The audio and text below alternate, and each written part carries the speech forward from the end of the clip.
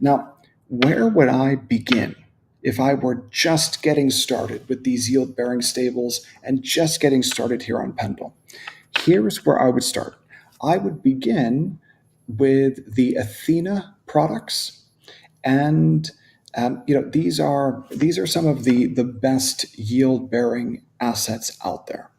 So I would take a look. You probably don't want to have exposure to ENA unless you're comfortable holding ENA. We were talking about stables, and ENA is not a stable coin. It's just Athena's governance token. But this is actually nothing wrong with earning 31% on it. It's just that the duration is not quite long enough here. So going down the list, 54 days, 33 days, 68 days, 96 days. If I move on over here, it looks like if I were on the BNB chain, or we could even take a look at this on mainnet, you can lock in 10% over the next 96 days on USDE. That's not bad. That's a fixed 10% over 96 days. Now, if we click through, then we could actually determine what our expected gain would be at maturity of the PT. So let's say that you're happy with this 10% and you want to lock in that yield for the next 96 days until the 20th of November. Well, you would swap into the PT. And you can swap into the PT using any stable that you want, really.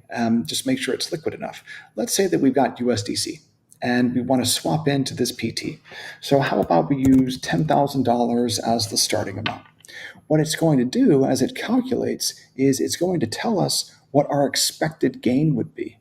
So at maturity, we would redeem the PT at par plus your yield paid in the underlying.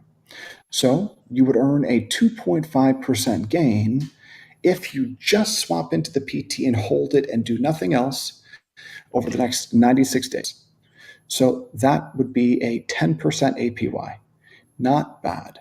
And that's if you do nothing else, just swap into a PT. Now, this becomes a little bit more exciting when you start to ladder your exposure to these fixed income products. So maybe you have a portion of your portfolio exposed to Athena's products with a 96-day maturity. And maybe you, in addition to that, take a look at some other PTs where the underlying is a yield-bearing stable, and maybe you want to take a little bit more risk with a portion of your portfolio. So you've got a portion of your bond ladder in Athena's products, and then maybe you've got another portion in something much, much more speculative, paying 21% over the next 68 days.